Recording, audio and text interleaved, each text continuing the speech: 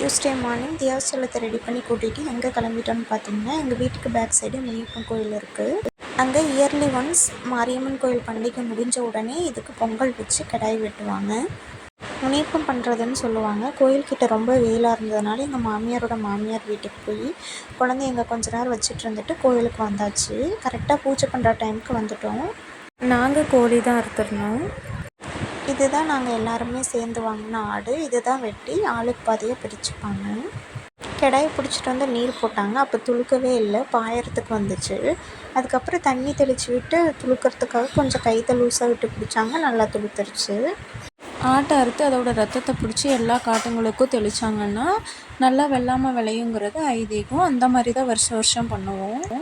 கற்பூரம் காட்டினது சாமி கும்பிட்டு வீட்டுக்கு வந்தாச்சு. வீட்டுக்கு வந்ததும் அத்தை பார்த்திங்கன்னா பொங்கலில் பழம் போட்டு சக்கரை போட்டு பிசைஞ்சு கொடுத்தாங்க. சாப்பிட்டு ஈவினிங் 4 o'clock மேலே குழம்பு வைக்க ஸ்டார்ட் பண்ணியாச்சு.